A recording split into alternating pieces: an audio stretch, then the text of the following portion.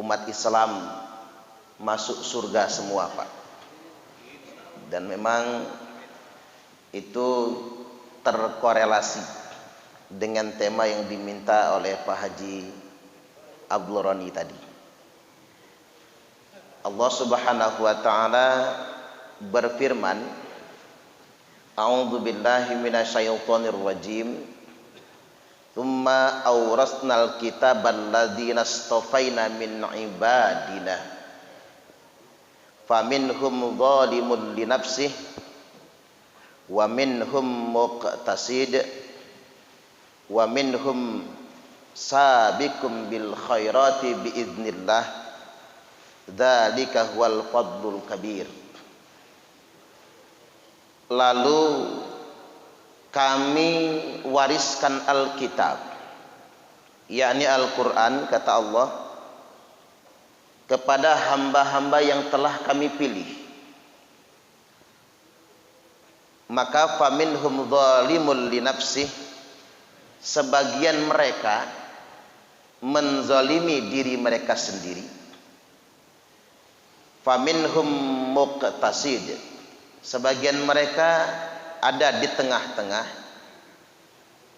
Sebagian lagi wa minhum sabiqum bil khairati biidznillah, sebagian mereka bersegera mengerjakan kebajikan,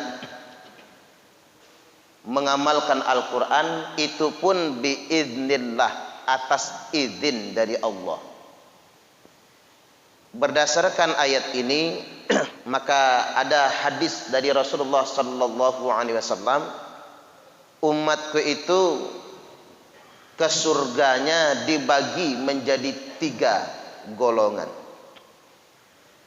Golongan yang pertama, tulutun yadkhulunal jannata bighairi hisab. Sepertiga umatku, kata Nabi, akan masuk surga tanpa hisab. Sepertiga itu banyak, karena kalau dihitung populasi sekarang umat Islam itu jumlahnya 1,8 miliar. Berarti kalau diambil sepertiga saja ada 600 juta umat Islam masuk surga tanpa hisab. Ini yang sekarang saja. Apalagi ditambah sama dari awal zaman, dari zaman Nabi dan para sahabat radhiyallahu anhum ajma'in. Mudah-mudahan kita termasuk yang tanpa hisab. Allahumma amin. Yang kedua, kata Nabi, thuluthun ya'tuna bidzunubihim wa khotoyahum fayughfar lahum. Nah, sepertiganya lagi akan bangkit di hari kiamat dengan dosa-dosa mereka dan kesalahannya, lalu dihisab, di mizan, ditimbang, diadili, artinya apa? Lalu diponis. Ponisnya apa? Fayughfar lahum, diampuni semua dosa-dosa mereka. Subhanallah. Ya, walaupun berat hisabnya, yang golongan kedua ini, sepertiga ini, enggak mampir di neraka, tetap langsung ke surga. Walaupun saya juga enggak kepengen masuk golongan kedua ini, karena lama, Pak. Sama kita enggak kepengen dipanggil KPK, walaupun enggak ditetapkan tersangka, penyidikannya lama. Nah, ini kan yang menyelidiki bukan KPK lagi, langsung Allah. Ibarat kata, saking takutnya terkencing-kencing di celana. Gambaran rasa takutnya. Makanya Nabi itu berdoa, Allahumma hasibna hisaban yasira. Ya Allah, hisablah kami dengan hisab yang paling ringan. Hisab paling ringan itu bagaimana ya Rasul? Kata Aisyah, kata Nabi, ditunjukkan catatan amal sebentar, tapi enggak dibacakan. nggak disuruh baca juga, langsung ditutup kembali. Tunjukin sebentar catatan amalnya, lalu ditutup kembali. Yukaffir anhu sayyiatihi, ada salahnya dalam catatan itu Allah hapuskan, di-delete. Wa yu'zim lahu ajra, ada amal soleh dalam catatan itu Allah lipat gandakan, lalu dimasukkan ke dalam surga. Ini sepertiga yang kedua ya Pak, dihisab dan dimizan. Sepertiga belakangan, nah sisanya ini sisaannya, ya'tuna bidzunubi wa khotoya idhamin, akan bangkit di hari kiamat itu dengan dosa yang besar-besar. Nah yang kayak gini nih mampir ke neraka. Itu yang jadi kecemasan Nabi. Makanya beliau sering nangis agar umatnya tak satu pun ada yang mampir ke neraka. Mudah-mudahan kita nggak masuk yang ini. Allahumma amin. Baik. Lantas bagaimana jalan ke surga itu? Apa saja yang bisa kita dapatkan? Ada yang membuat kita cepat masuk surga itu. Yang pertama faktor ridho Allah. Karena semuanya karena ridho Allah Pak. La yadkhulu ahadam minkum amaluhul jannah. Jangan ngandelin amalan, karena belum tentu Allah ridho. Tidak akan masuk surga seorang pun di antara kalian karena amalnya. Wala anta ya Rasul, wala ana, kata Rasul. Tidak juga saya. Jadi nggak boleh kita merasa sudah menjamin surga. Kayaknya gua ini udah ngapling surga nih, umpama. Karena kita punya amal soleh yang banyak, nggak bisa. Engkau juga tidak ya Rasul, kata sahabat. Saya juga tidak, wala ana, kata Nabi. Termasuk saya juga enggak. Saya tidak masuk surga karena amal perbuatanku, kata Nabi. Illa birahmatillahi ta'ala, kecuali karena rahmat Allah. Jadi orang yang dapat ridha Allah lalu diberikan rahmatnya. Nah cara dapat rahmat Allah itu kayak mana? Sederhana, kalau pesan guru saya itu jangan sepelekan amal soleh walaupun kecil. Karena belum tentu Allah ridho sama yang gede, justru Allah ridho sama yang kecil-kecil. Contoh sederhana, masuk toilet. Begitu masuk toilet numpuk emas punya orang. Jangan dibawa pulang Pak, bahaya. Numpuk emas, tidak disiram. Lalu kita tidak ngedumel, tidak marah, tapi kita ambil karena air lalu kita siram dengan penuh keikhlasan. Dan kita nggak nuduh-nuduh orang. Ini bekas marbot nih kayaknya. Nggak nuduh. Maaf marbot ya. Ini bekas Pak Haji Roni nih, karena yang terakhir beliau yang keluar umpama. Nggak nuduh orang, nggak dinisbatkan kemana-mana, tapi dia siram. Boleh jadi Pak, dia masuk surga hanya gara-gara itu. Sederhana tampaknya tapi luar biasa bagi Allah. Sama kayak kita lihat sampah di masjid. Jadi kalau kita lihat sampah di masjid, kita ambil masukin kantong baju kita, kita merasa masjid ini lebih mulia daripada pakaian kita. Boleh jadi Allah ridho hanya gara-gara hal seperti itu. Makanya tas saya ini kadang-kadang tanpa saya sadari banyak sampah dalamnya. Karena di masjid lihat plastik bekas bungkus pipet saja, masukin di dalam tas, nanti keluar dibuang. Kadang-kadang lupa ngebuangnya. Itu hal sederhana. Atau saya ngebut di jalan bypass beberapa bulan silam. Di tengah jalan ada ibu-ibu ujuk-ujuk ke tengah jalan. Saya mau tekan klakson segede-gedenya Pak. Apaan ibu itu? Saya mau tekan klakson, enggak jadi. Karena ternyata ibu itu ngebuang bongkahan semen di tengah jalan. Seandainya bongkahan itu tertabrak motor, motor pasti melanting. Kelindes ban mobil, batunya melanting kena orang. Saya langsung istighfar dan bersyukur pada Allah enggak jadi ngelaksonnya, Pak. Seandainya saya jadi ngelakson, dosa saya. Boleh jadi ibu itu malah masuk surga gara-gara itu. Gara-gara membuang bongkahan semen bekas bangunan itu, Pak. Bangunan yang dirobohkan itu. Jadi bata campur semen itu, nah. Nggak tahu, mungkin jatuh dari mobil truk mungkin. Ibu itu sengaja betul minggirkan motornya, lari ke tengah jalan. Cuman kadang-kadang dia tak perhatikan keselamatannya. Boleh jadi juga seperti Imam Al-Ghazali, diponis masuk surga sebelum matinya. Malaikat kasih bocoran, Anda masuk surga Tuhan. Di dalam mimpi beliau dapatkan petunjuk itu.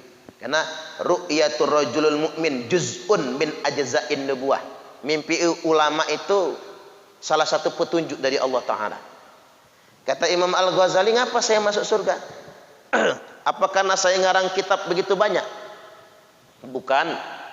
Apa karena saya muridnya ribuan? Bukan juga. Apa karena haji tahajud tiap malam? Tidak juga. Tapi gara-gara suatu hari Anda sedang menulis, di mangkuk tinta lalat jatuh. Lalu Anda selamatkan sambil menangis, ya Allah, alangkah kasihan lalat ini berenang di dalam tinta, apalagi saya yang berenang di dalam api neraka. Hanya gara-gara itu masuk surga. Omongan loh Pak, sama wasilah nyelamatin lalat. Cuman gak bisa kita jiplak.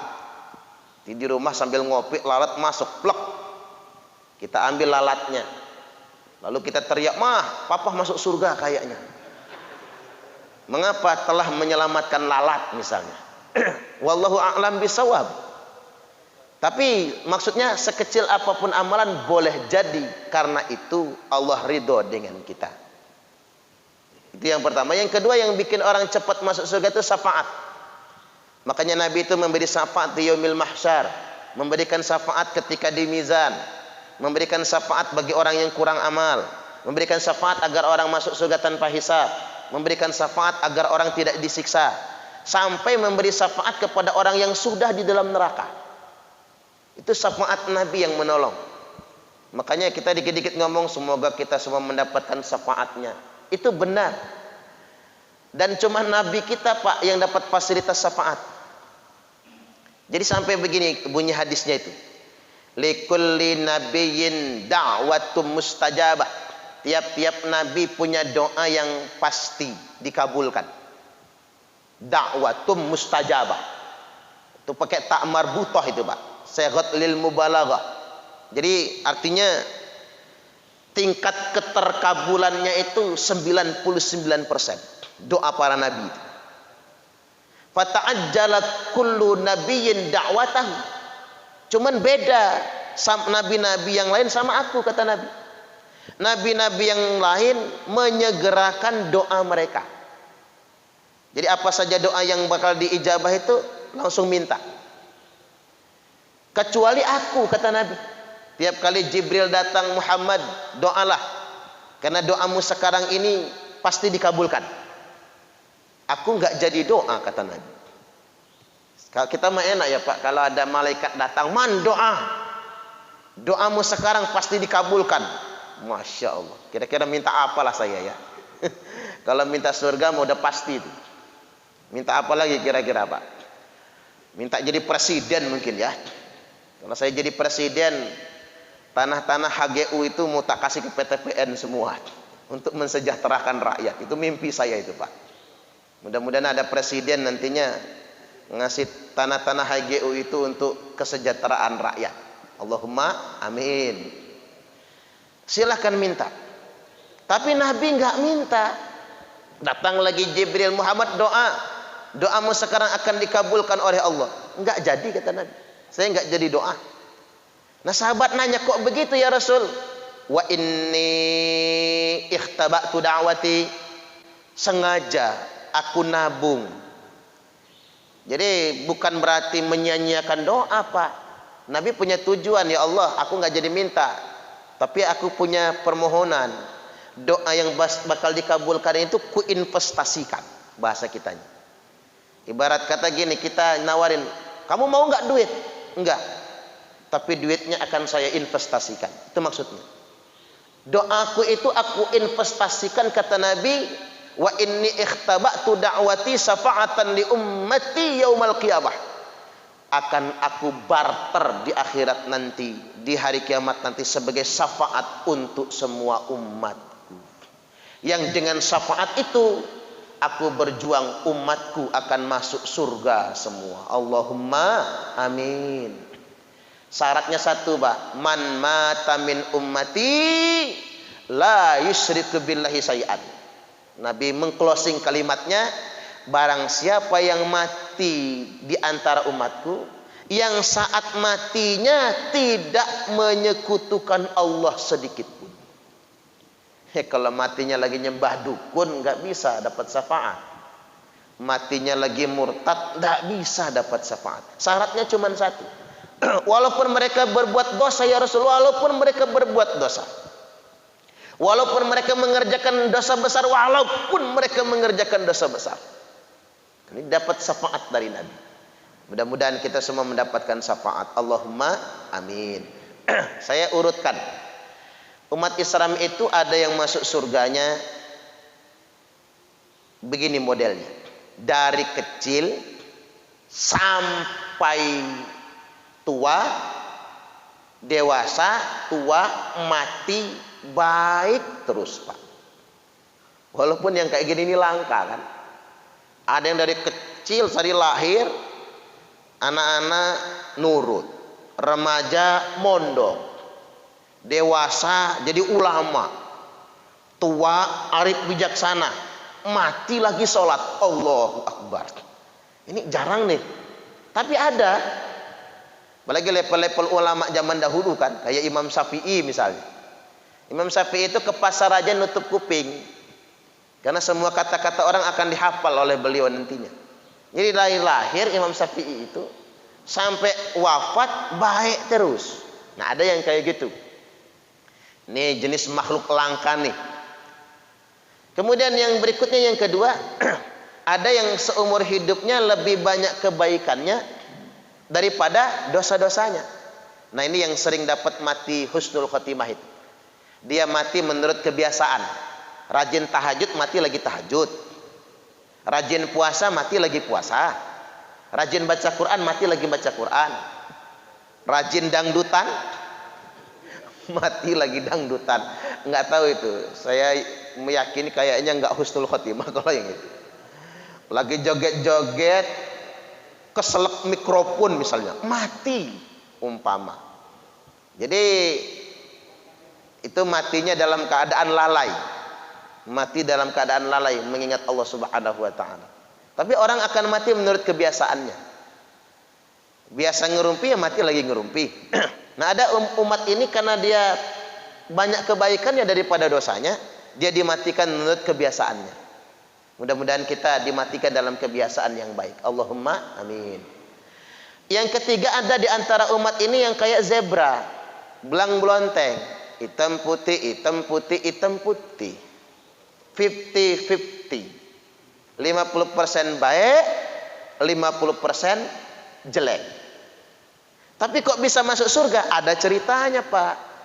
Yang 50-50 itu kok mereka rata-rata masuk surga? Pas ditimbang, ini katakanlah nih, nimbang. Pas ditimbang begini, seimbang. Enggak ke kanan, enggak ke kiri. Ya jelas malaikat bingung. Ini gimana cara naroknya ini? Neraka apa surga kira-kira? Karena itu seimbang. Makanya banyak yang dapat syafaat waktu itu. Muhammad kasih syafaat. Maka yang seimbang-seimbang ini masukin surga. Ada juga yang belum dapat syafaat.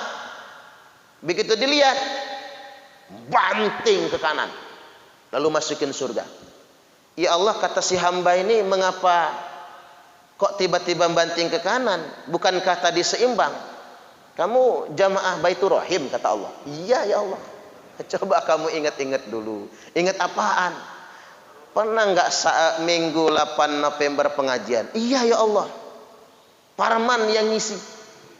Nah, kamu ingat-ingat itu ulasannya itu, kata Allah. Kamu sekali pengajian itu pahalanya khairum min alfi raka'atin tatawuan. Lebih baik daripada 1000 rakaat sholat sunnah. Yang Allah lipat gandakan di mizan. Dan gara-gara itu kamu masuk surga. Apalagi kita ini pengajiannya sering banget ya Pak. Sabtu ada, Ahad ada, malam yang lain juga ada. Allahu Akbar. Kayaknya bapak-bapak ini masuk surga semualah. Tapi masih pakai kayaknya ya Pak. Kalau saya katakan pasti, ya Allah marah sama saya nanti malahan. Emang lu wakil gua, kata Allah. Jadi Bapak Ibu rahimakumullah, ada yang seimbang tapi dapat syafaat. Ada yang seimbang tapi pahalanya Allah lipat gandakan di mizan. Karena orang Islam itu Allah lipat gandakan pahalanya bitis'i mi'ati alfin, sampai 900.000 kali lipat. Inilah fadilah umat Muhammad Pak. Umat dahulu kala nggak ada yang begini. Kita tuh lipat ganda pahalanya 10, kemudian 90, kemudian 700, kemudian 900, lalu 100.000, lalu 900.000. Allahu Akbar. Yang gede-gede itu yang 100.000. Kalau sedekah saja yang 100.000 kali lipat itu pahalanya itu yakni yang sedekah memberi nafkah orang tua. Ngasih orang tua itu pahalanya 100.000 kali lipat. Yang paling gede itu 900.000. Ala alimin au fakihin. Sedekah untuk orang alim. Makanya bapak-bapak ngamplopin ustadz itu, gede bener pahalanya. Waduh, ini ngendakin saya ini Pak, ngendakin saya. Bener. Jadi bit ismi ati alfin, 900.000 kali lipat itu adalah nafkah yang kita keluarkan ala alimin au fakihin, untuk orang alim dan orang fakih yang mengajar. Makanya buat anak ngaji, kalau anaknya punya guru ngaji, entah guru ngaji di TPQ atau guru ngaji panggilan ke rumah, jangan sayang-sayang. Karena itu sampai 900.000 kali lipat itu pahalanya. Dan itu hanya diberikan kepada umat Muhammad. Dan itu akan terasa ketika di mizan. Satu dosa tetap satu ganjarannya. Tapi kalau satu maksiat tetap satu dosa. Tapi kalau satu kebaikan bisa dilipat gandakan sampai 900.000 kali lipat. Nah kemudian itu yang ketiga. Yang keempat, ada di antara umat Islam ini, umat Muhammad ini, yang sepanjang hidupnya lebih banyak maksiatnya daripada amal solehnya, tapi tetap masuk surga juga. Ada. Saya nggak ngomong semua Pak, ada masuk surga. Loh, siapa mereka yang happy ending? Kalau kata orang sinetron itu, yang baik di akhirnya, husnul khatimah juga. Karena hadisnya sahih muttafaqun alaih, Bukhari Muslim. Ada di antara umatku, kata Nabi, yang seumur hidupnya mengerjakan amalan ahli neraka sampai tidak ada jarak antara dirinya dengan neraka kecuali tinggal sehasta. Sehasta itu sesiku ya. Di tangan kita sesiku. Sejengkal lagi mau masuk neraka, dia amalkan amalan ahli surga. Min amali ahlil jannah. Kemudian dia mati lalu masuk surga. Allahu Akbar. Jadi jangan dikira ahli maksiat yang kita lihat hari ini itu pasti masuk neraka. Belum tentu. Karena siapa tahu ada space akhir dalam hidupnya, dia bertaubat kepada Allah. Dan dia mati lalu masuk surga. Seperti yang sering saya ceritakan itu. Jupe, tahu Jupe kan Pak? Julia Perez. Jangan-jangan masuk surga. Nanti begitu kita masuk surga, ketemu Jupe, kaget kita. Kata Pak Haji Roni, Jupe ya? Iya bang, katanya. Lo kok kenal? Mungkin pernah ketemu lah mungkin. Ngapa lo bisa masuk surga? Ya bisalah, surga kan bukan punya kita, punya Allah. Enggak, gimana ceritanya? Lo kan mantannya Gaston Castanyo. Track recordnya udah ketahuan waktu di dunia. Tapi kok nyampe surga? Ceritanya begini, kata Jupe, gua ini kan sakit parah, kena kanker, berobat ke luar negeri nggak sembuh, rambut aja rontok, kan namanya kanker. Kemudian pulang ke tanah air karena kehabisan modal buat berobat. Terus malaikat datang, Jupe, kata malaikat. Apa kat? Kalau lo mati sekarang nih, kesempatan, dosamu lagi habis. Lo kok bisa? Dikafarat dengan sakitmu. Jangankan kanker kayak Jupe, Bapak Ibu, pening pala saja itu menghapuskan dosa 40 hari. Makanya kalau bisa kita ini sakit pala itu 40 hari sekali. Iya Pak, 40 hari sekali minum Paramek. Ya jangan yang parah-parah lah kalau bisa sakit itu. Kalau yang parah kan gak enak sih Pak, yang ngurus susah. Coba bapak-bapak kalau kena stroke bengek, prostat, asam urat, rematik, bocor kelet, terus cerewet, istri telat bikin teh aja marah, istri sambil bikin teh pasti ngebatin dia, kapan matinya orang satu ini. Itu kalau orang sakit cerewet. Makanya banyak orang pengen kalau bisa jangan sakit parah lah, ngerepotin anak cucu, takut mereka nggak ikhlas mengerjakannya. Nah kata malaikat, dosamu lagi habis, kesempatan kamu tobat sekarang. Tapi kalau kamu panjang umur, nanti kamu pacaran lagi sama Gaston Castanyo. Nah waktu itu kamu mati nih, su'ul khotimah, masuk neraka. Apa jawab Jupe? Ya udahlah kat, cabut aja sekarang. Nah, makanya Jupe mati muda Pak, gara-gara itu kan. Akhirnya Jupe dimasukkan surga. Karena di akhirat nanti pas bangkit, begitu mau dihisap, nah kata malaikat, habis dosamu, sudah dikafarat dengan penyakitmu, langsung dimasukkan surga tanpa hisap. Tapi ini cerita karangan saya. Karangan saya. Tapi kira-kira kayaknya iya gitu loh Pak. Kira-kira kan. Kalau saya ngebayang-bayangin kayaknya iya. Karena kafarat. Makanya kita ini gimana pun kita memaki orang, satu saja yang harus kita percaya. Yang kita maki itu belum tentu masuk neraka, itu saja. Karena dia sudah punya kesempatan untuk bertobat, punya kesempatan memperbaiki diri. Karena Allah terima taubat sehingga di limit yang terakhir. Yang justru yang bahaya itu ada umat Islam yang kata Nabi itu sepanjang hidupnya mengerjakan amalan ahli neraka. Saya selalu kalimatnya ada ya Pak. Kalau saya katakan banyak nanti seakan-akan kebalik-balik mikirnya kan gitu. Masuk ya maksiat masuk neraka, masuk surga, yang ahli ibadah malah masuk neraka. Bukan begitu kalimatnya, ada. Berarti kan tidak begitu banyak, tidak digeneralisir. Tapi ada juga, walaupun saya tidak mengeneralisasi, ahli surga amalannya. Sampai tidak ada jarak kata Nabi antara dirinya dengan surga kecuali tinggal sehasta. Tapi sayang, sesaat lagi dia mau masuk surga, dia kerjakan amalan ahli neraka, lalu dia mati dan lantas masuk neraka. Nah ini jangan sampai kita ini. Saya mempelajari mengapa itu terjadi, karena mungkin merasa paling suci. Fala tuzakku anfusakum, janganlah merasa suci dengan diri kalian sendiri. Wa a'lamu bimanittaqa, karena dialah Allah yang paling tahu siapa orang yang bertakwa. Saya tunjukkan saja satu profilnya. Abdurrahman bin Muljam. Abdurrahman bin Muljam itu kilabunar, bagian dari anjing-anjing neraka. Padahal dia tidak pernah berzina, tidak pernah meninggalkan sholat. Abdurrahman bin Muljam itu hafal Al-Quran 30 juz. Ini hafiz Quran ini orang. Bahkan du shimain baina ainaih, hitam di antara kedua matanya, saking rajinnya sujud. Tapi ingat, kalau yang jodohnya itu Ibnu Muljam, bukan Pak. Itu untuk Abdurrahman bin Muljam, artinya saking rajinnya dia sujud, saking rajinnya dia salat. Dan dia menghatamkan Al-Quran 30 juz tidak pernah lebih dari seminggu. Berarti dia sehari baca Quran berapa juz tuh? Kurang dikit, 7 kali 6 kali 5 30 ya Pak. Katakanlah 5 sampai 6 juz per hari dia baca Quran itu, 5 sampai 6 juz. Nah baca Qurannya itu bukan begini, tapi dalam sholat tahajud menghatamkan Quran itu. Jadi Abdurrahman bin Muljam itu datang ke masjid seperti cahaya matahari.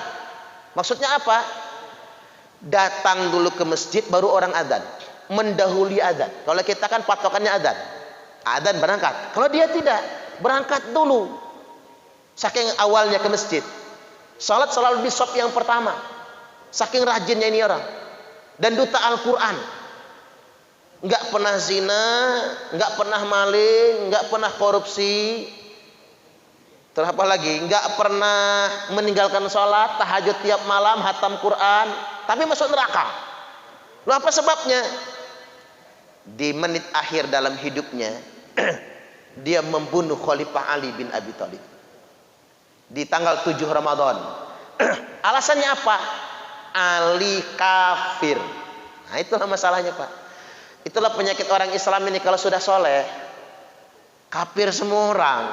Yang iman dia dewe. Nah, ini bahayanya ini.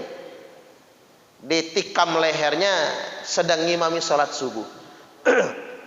Ini orang masih disuruh tobat sebelum dieksekusi itu. Karena ini kan duta Al-Quran. Kata para sahabat, tobat dulu kamu sebelum dihukum pancung. Apa kata dia? Yang tobat itu yang bikin maksiat. Saya nggak pernah. Apanya mau tak tobatin? Tolong jangan langsung penggal leherku, potong dulu tangan dan kakiku, congkel mataku, iris kupingku. Lo ngapa? Sebagai saksi, karena aku berhasil membunuh orang kafir di bulan suci Ramadan. Allahu Akbar, Pak. Na'udzubillah. Dieksekusi penggal kepala tanpa bertobat. Akhirnya dia menjadi anjing-anjingnya neraka. Kurang apa sholatnya? Kurang apa tahajudnya? Makanya kita yang sudah baik, bagi yang sudah merasa baik, jangan merasa paling suci. Karena itu akan bisa menyebabkan kita mati su'ul khotimah. Tapi sebaliknya, kalau kita tidak merasa paling baik, ya tadi seperti yang saya katakan tadi, dari awal sampai matinya baik terus, sampai mendapatkan kemuliaan, bersinar di padang mahsyar dan bersinar di surga nanti, didekatkan kepada kekasih-kekasihnya Allah Subhanahu wa taala. Jadi demikian pengantar kajian kita pada kesempatan kali ini. Cuman karena sudah dikasih clue-nya, saya masuk ke pertanyaan Pak Haji Roni tadi tentang Emmanuel Macron ya. Saya sih karena nggak bisa bahasa Perancis ya, Emmanuel Macron ya, tidak bisa bahasa Perancis dan nggak bisa bahasa Inggris. Jadi saya itu nggak tahu apa yang diomongin dia itu, Pak. Cuman yang saya tangkap satu, misalnya, saya tidak bisa menghukum, saya tidak setuju menghukum pembuat karikatur, karena negara kita adalah negara dengan kebebasan. Pernyataan itu dan pernyataan yang lainnya yang memicu kemarahan umat Islam. Jadi begini, apa sikap kita? Saya terkesan dengan sikap Habib Ali Zainal Abidin Al-Jufri, termasuk pesan dari Habib Umar bin Hafidh. Jadi kata beliau, mereka membenci Nabi kita karena mereka nggak tahu. Maka Habib Ali Zainal Abidin Al-Jufri minta ketemu. Ini kan kasus lama nih, Pak. Cuman pernyataan Emmanuel Macron yang baru kan. Pernyataannya yang baru. Dia minta ketemu dengan salah satu pembuat karikatur. Dengan dua-duanya sih sebetulnya. Cuman satu yang mau. Si penista Nabi, penghina Nabi kaget. Tuan, semua orang ingin membunuh saya. Sampai dulu kan majalah Charlie Hebdo itu kan, Pak, diserang teroris kan. Semua orang pengen membunuh saya. Tapi mengapa Tuhan ingin beramah tamah dengan saya? Apa jawab Habib Ali? Anda menghina kakek saya dan Anda menghina Nabi kami karena Anda tidak tahu siapa dia sebenarnya. Kalau Anda tahu, mungkin Anda tidak akan pernah berani menghinanya. Aku cuma memohon kepada Anda, izinkan aku berdoa di dadamu. Tempel tangannya, Pak. Doa agar dapat hidayah. Si penista masuk Islam. Allahu Akbar. Itu yang benar sikap kita. Tunjukkan akhlak yang mulia. Karena begini, saya masih percaya dengan buku John L. Esposito tentang The Clash of Civilization, benturan peradaban. Karena ngapa? Barat paling takut dengan pertumbuhan umat Islam di Eropa. harus ada cara menghambatnya. Bagaimana caranya? Tuduh Islam itu agama teroris. Nah, belakangan di Eropa ini, Pak, tingkat radikalisme terorisme itu turun drastis. Dan ada 2 negara Eropa yang angka masuk Islamnya sangat tinggi, Perancis dan Rusia. Hampir tiap hari orang masuk Islam di Perancis sama Rusia itu. Nah, ini harus dihambat. Ini gimana caranya? Mancing mereka, panasin orang Islam ini biar mereka ngebom. Jadi agar mereka bisa nuduh jangan masuk Islam. Islam itu agama tukang ngebom, agama tukang marah, agama radikal. Ini jebakan Batman ini. Jangan kejebak kita. Ayo kita tunjukkan akhlak kita. Kalau bisa senyum sama Immanuel Macron, gitu kan. Dia yang masuk Islam kalau bisa. Itu dakwah yang sebenarnya. Kita ini sempat lalai kok marah-marahan. Kok caci maki, pikir saya. Ada yang salah dengan cara dakwah kita. Karena mereka nggak kenal Islam. Kalau kata Habib Nurmagomedov, wah ini petinju UFC yang baru pensiun dan menjadi petinju UFC terbaik sepanjang sejarah. Kemenangan clear, bersih dan bermoral. Di pertarungan terakhir apa kata Habib Nurmagomedov? Orang non muslim tidak membaca Al-Quran, orang non muslim tidak membaca hadis, tapi mereka membaca perilaku. Maka indahkanlah akhlakmu sehingga mereka mengenal Islam yang sejatinya. Iya juga, benar Habib Nurmagomedov ini, Pak, benar sekali itu. Oke, kita ngacu ke agama dulu. Bagaimana sikap Rasulullah ketika beliau dicaci? Ada 2 Umar yang mencaci Nabi. Satu Amr bin Hisam, nyebutnya orang juga Umar. Satu Umar bin Khattab. 2 pencaci Nabi. Apa kata Nabi? Ya Allah, kasih hidayah 2 Umar itu. Setidak-tidaknya kuatkanlah Islam dengan salah satu dari 2 Umar. Amr bin Hisam itu, Pak, memang bejat Abu Jahal.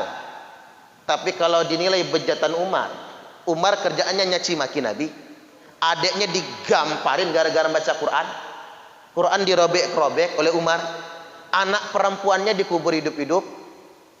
Anak dia nggak di lubang. Anak perempuannya, papa, kalau bahasa kitanya, buat apa lubangnya? Buat kamu main, nak. Nanti kalau udah jadi kamu main di dalam ya. Iya, Pak. Udah jadi, nak, turun, kata Umar. Loncat-loncat anaknya, Pak, saking senengnya. Dari atas sama Umar ditimbun hidup-hidup anaknya. Saking bejatnya. Tapi karena doa Nabi, Umar masuk Islam, dapat hidayah dan jadi pembela Islam. Itu akhlak Nabi terhadap penghinanya. Yang paling spektakuler itu kisah pengemis buta.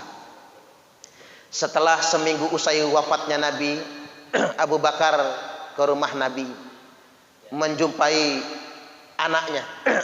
Aisyah, kata Abu Bakar, ada enggak sunnah Nabi yang belum Abah kerjakan?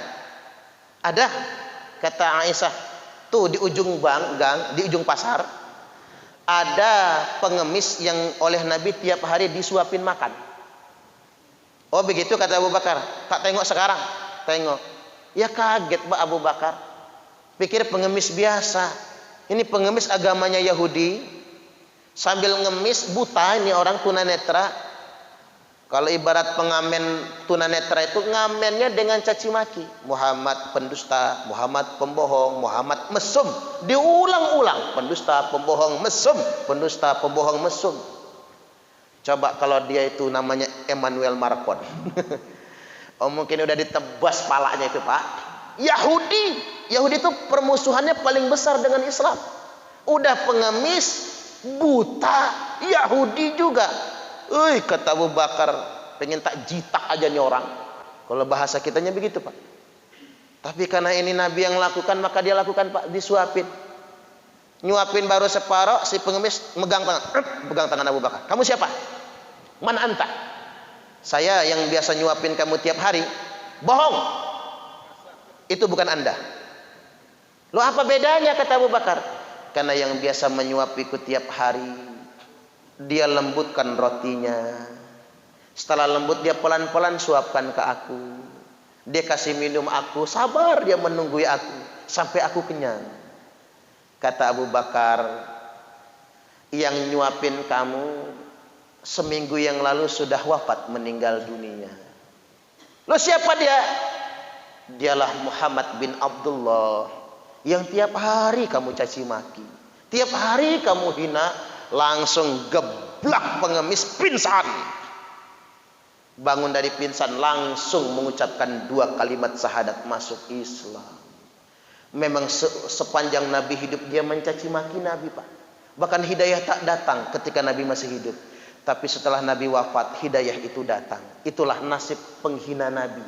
Itulah nasib pencaci maki Nabi. Dia mendapatkan hidayah dari Allah Subhanahu wa taala karena akhlak Nabi. Coba kalau Nabi ngajarin pancung aja leher orang itu, Nabi tidak ngajarkan itu. Satu lagi yang ingin saya sampaikan. Kasus Bir Maunah. Penghafal Quran dibantai karena mereka ditipu, Nabi ditipu oleh orang-orang kafir. Quran diinjak-injak, Pak.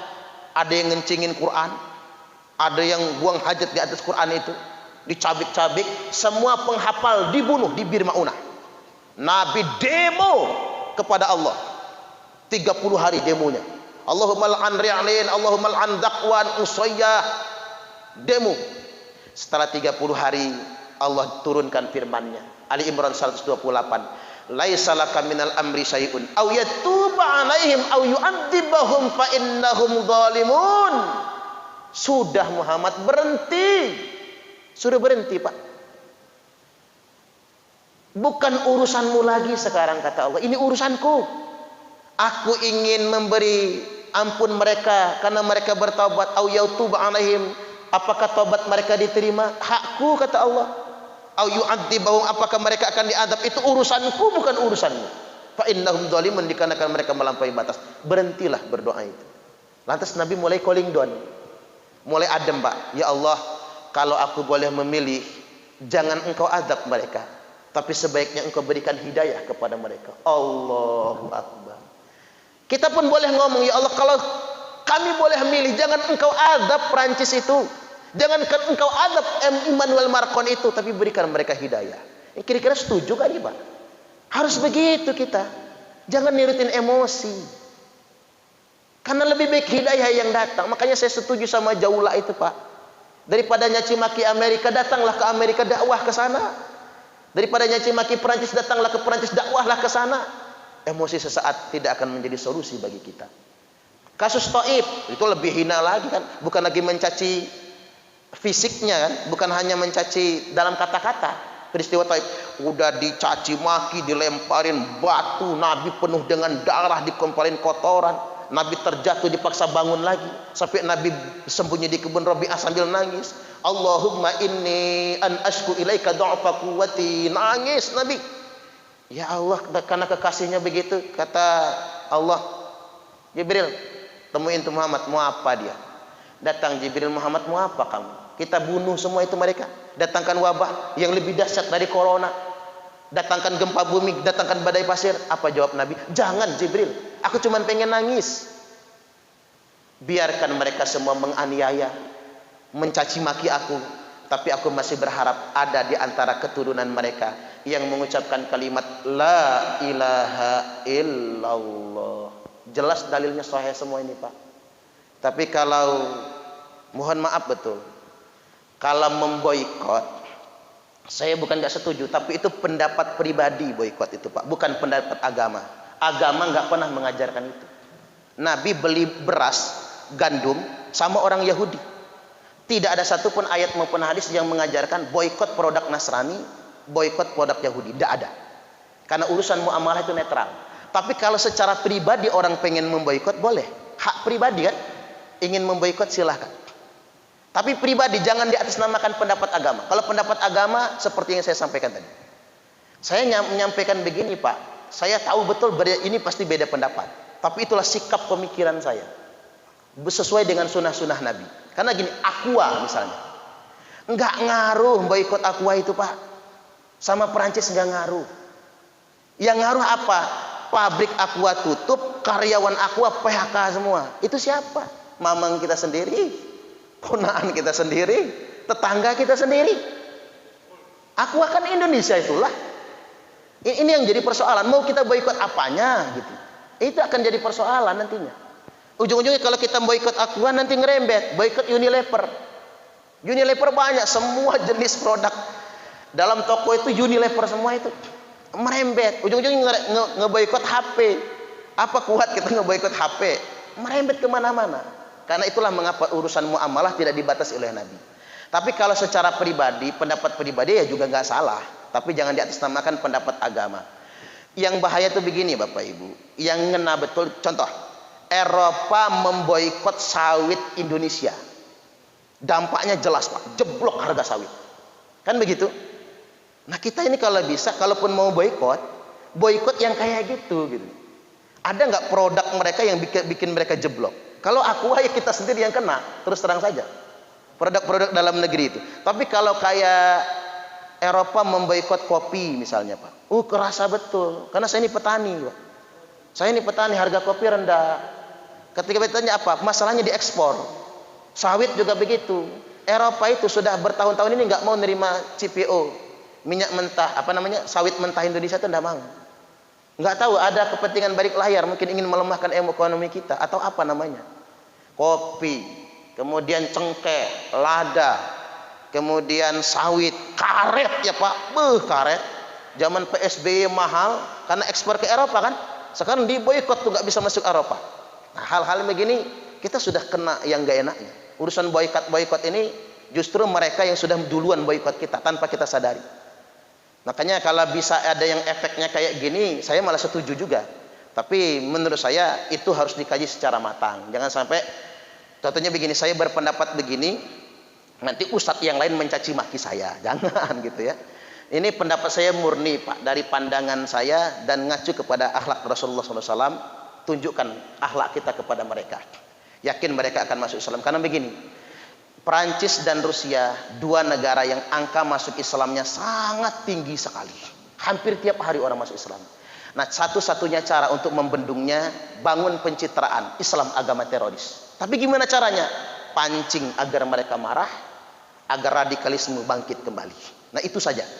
Saya cuma satu pesan, silahkan kita beda pendapat tentang urusan boikot, tapi satu saja yang dipegang, jangan terpancing emosi, apalagi sampai kita ngebom, karena itu yang sebetulnya target yang mereka inginkan. Satu hal lagi, kasus WTC, Pentagon, mengapa pasca itu banyak orang Amerika masuk Islam? Karena banyak orang Amerika sadar WTC, Pentagon, Al-Qaeda dan Usama bin Laden adalah bikinan Amerika untuk membendung masuk Islam di Amerika. Makanya mereka sadar Islam itu nggak begitu, tapi dibikin, dikreasi agar Islam itu terkesan agama teroris. Demikian. Ada yang mau ditanyakan? Ini kelamaan ceramahnya.